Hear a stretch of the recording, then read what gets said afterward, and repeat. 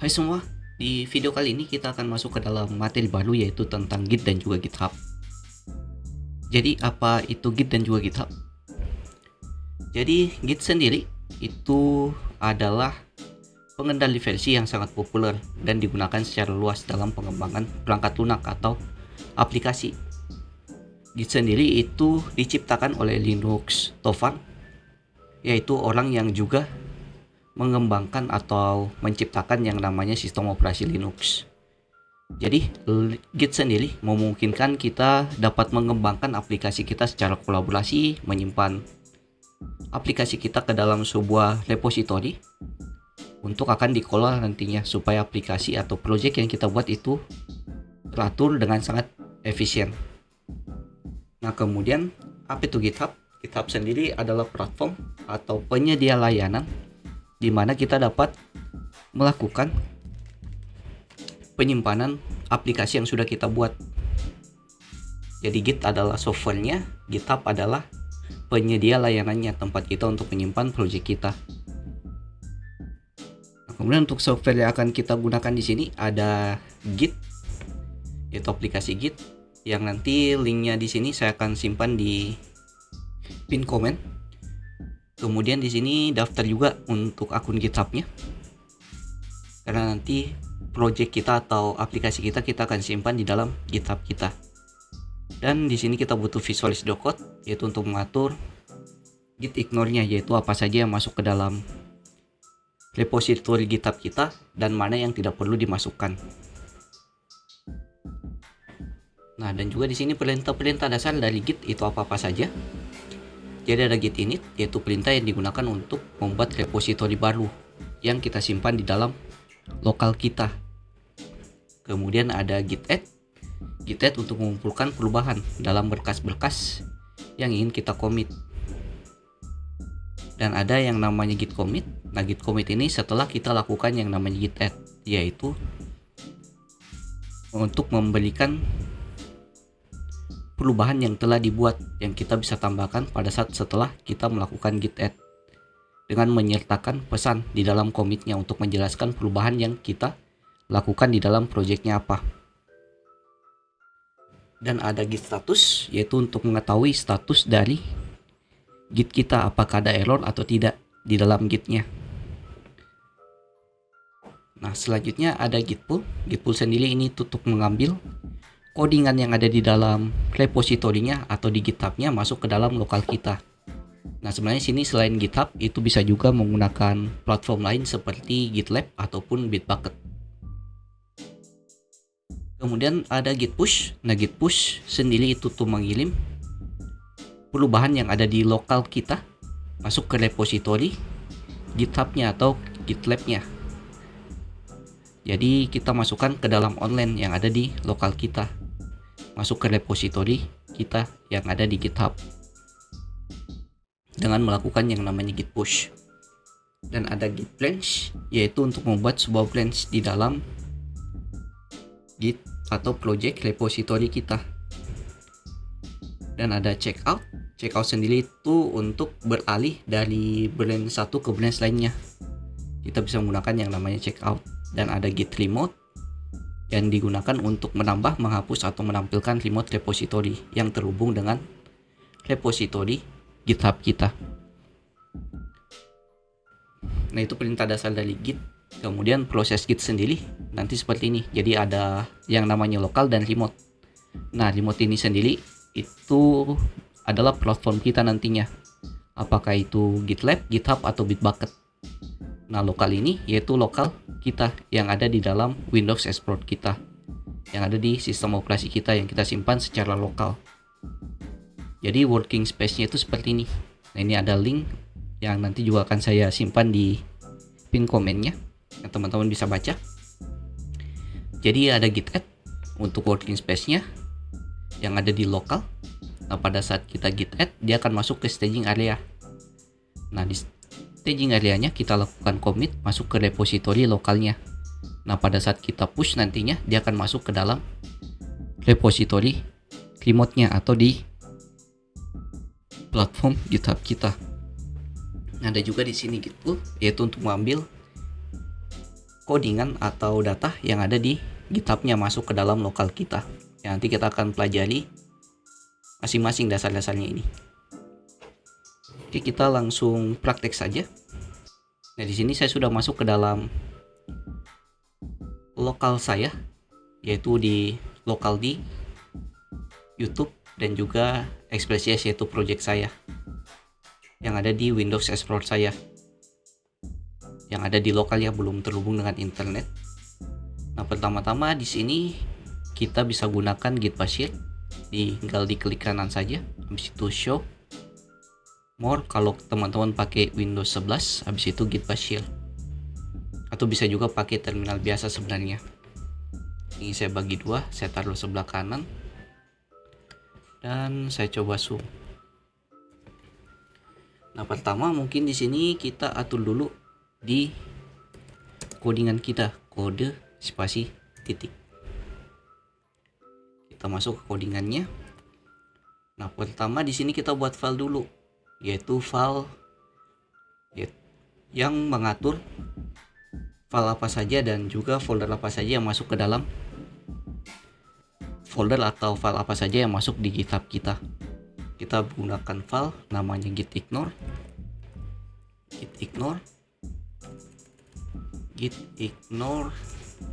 Nah, dimana filenya ini kita bisa masukkan node modules.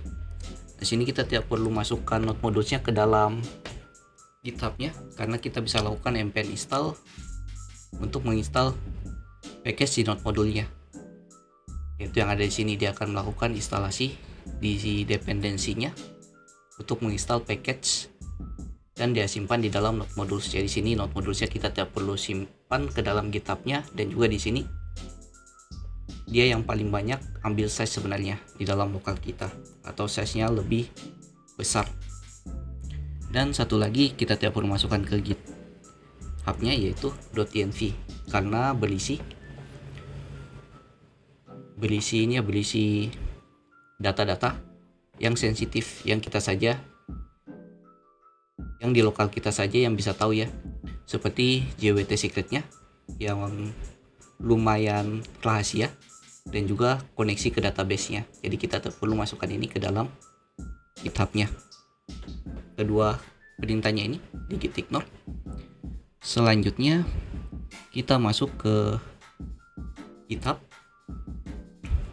dan di sini untuk Git kita. Jadi yang sebelah kiri itu GitHub-nya, sebelah kanan untuk Git kita ya. Nah, di sini teman-teman bisa lakukan singkat atau daftar saja dulu untuk GitHub-nya. Sini saya coba sign in karena sudah punya akun. Saya sign in dulu. Ini adalah tampilan awal pada saat teman-teman melakukan sign in. Di sini belum ada repository project apa-apa yang saya buat. Kita buat repositorinya. Create repository.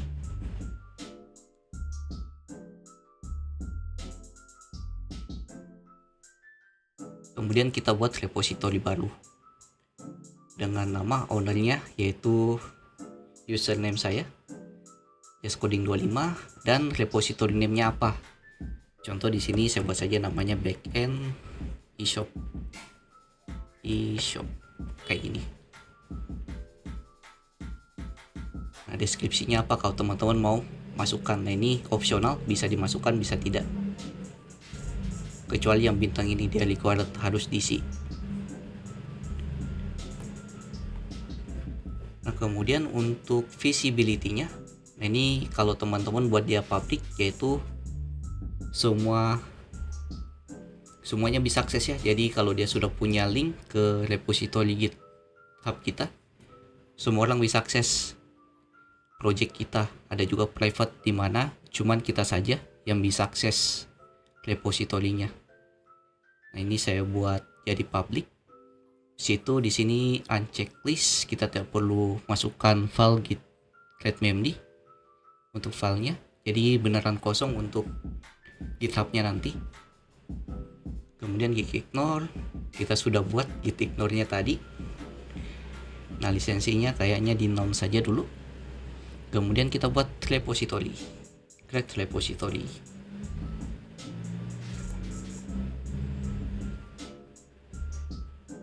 Kita tunggu prosesnya.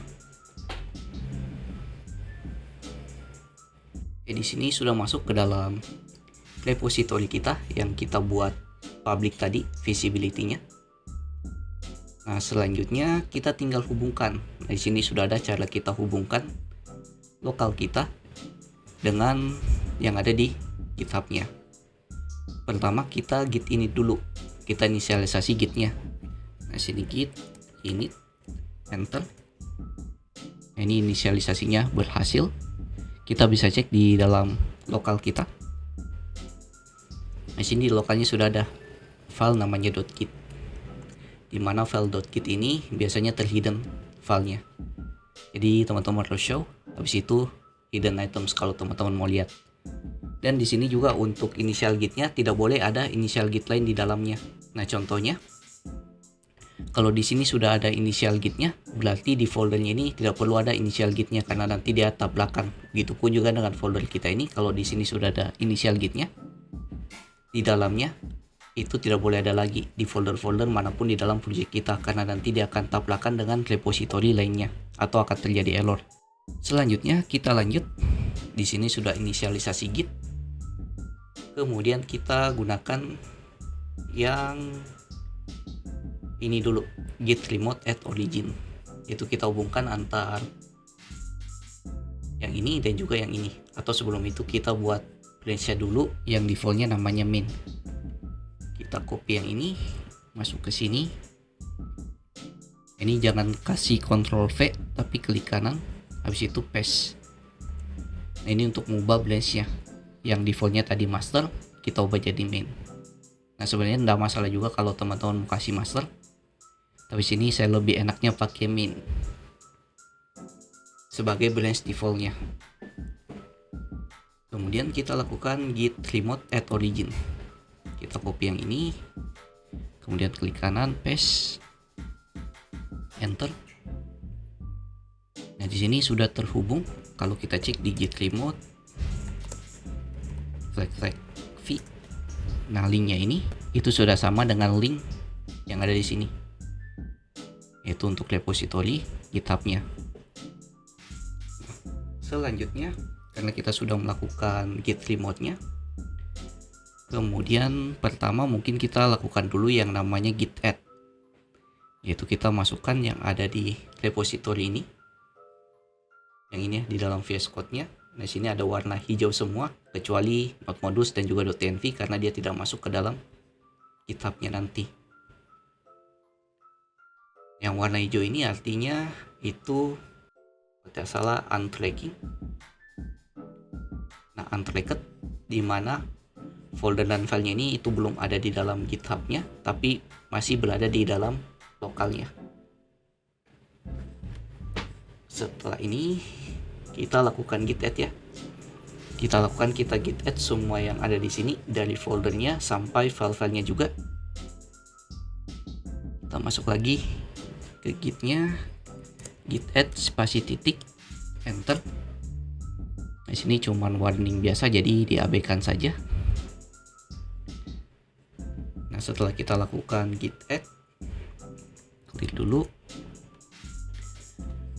Kemudian kita lakukan git commit min m. Kemudian nama commitnya apa? Contoh di sini push pertama saya. Enter. Nah, ini sudah melakukan commitnya.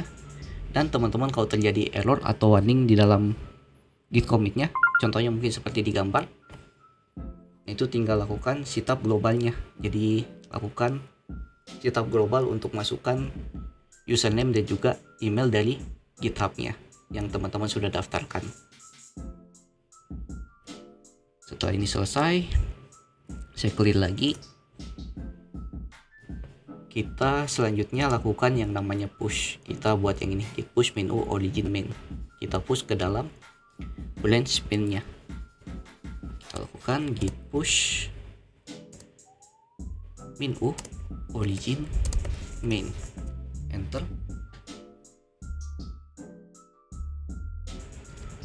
Oke, di sini sudah masuk ke dalam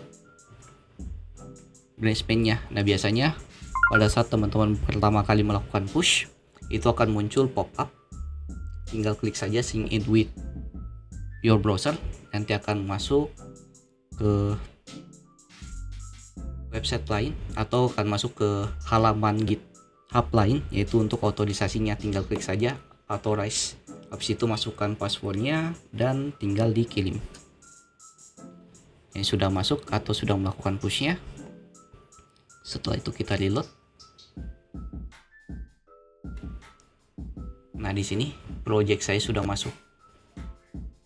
Ini ya, config dan seterusnya. Cuman di sini tidak ada file.env dan juga node modules karena tadi kita lakukan git ignore-nya. Ini projectnya sudah masuk ke dalam GitHub-nya. Kemudian di sini kita bisa lakukan yang namanya pembuatan branch. Di sini cuma ada satu branch saja, yaitu main. Nah, sebenarnya di sini kita bisa buat banyak branch, yaitu untuk mengatur branch-nya apa saja. Di sini kita bisa buat branch-nya, contohnya namanya dev, yaitu untuk bagian development. Kemudian ada branch main dan juga mungkin branch untuk versi 1, versi 2 dan versi 3. Nah, nanti main-nya ini itu yang masuk ke production dan dev-nya itu masuk ke dalam tahap development-nya. Sini cara kita untuk buat branch-nya. Kita langsung buat saja. Pertama kita cek dulu branch-nya apa. Git branch.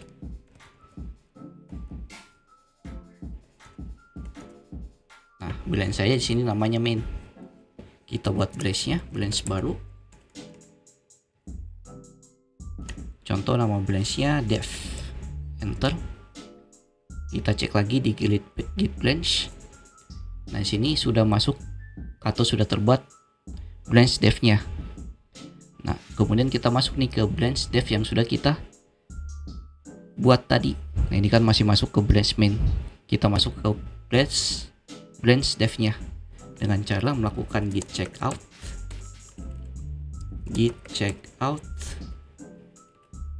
ke dev.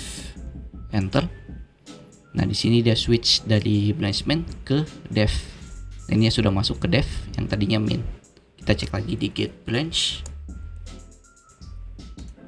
Nah, masuk ke dev kayak gini. Dan kita cek di visualize code-nya. Nah, ini masih sama ya filenya. Cuman di dalam branch kita itu belum ada branch dev di sini di dalam GitHub-nya. Meskipun kita reload. Nah, cara masukkannya kita tinggal ulang cara yang sama yang tadi. Kita lakukan git add dulu. Git add spasi titik. Habis itu git commit min m. Contoh di sini push ke dev untuk komentarnya. Kita enter. On branch dev not to commit. Oh, ini tidak ada komitannya. Kenapa seperti ini? Karena kita harus ambil dulu semua codingan dari branch main-nya dengan lakukan yang namanya pull. Caranya git pull origin main. Enter. Oke, ambil semua codingan dari git branch main-nya, masuk ke dalam dev-nya. Kemudian kita ulang lagi git add spasi titik. Habis itu git commit min m, push ke dev. Enter. Oke, kemudian kita lakukan pushnya. Git push origin. Nah, cuma di sini jangan masukkan ke main tapi masukkannya ke dev di pushnya. Enter.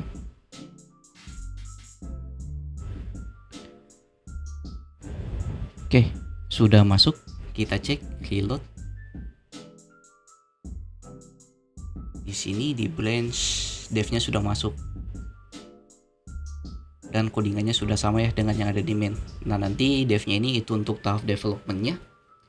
Dan main-nya untuk tahap production atau yang kita kasih ke klien nantinya. Nah, cuman pada saat tahap development-nya kita harus push ke dalam dev-nya biasanya. Oke, mungkin sekian sedikit penjelasan tentang Git dan juga GitHub. Kalau ada yang tanyakan silakan join saja di grup Discord yang linknya ada di pin komen. Terima kasih sudah menonton sampai habis. Jangan lupa subscribe bagi yang belum, like videonya kalau kalian suka, dislike saja kalau tidak. See you next video. Have a nice day. Bye.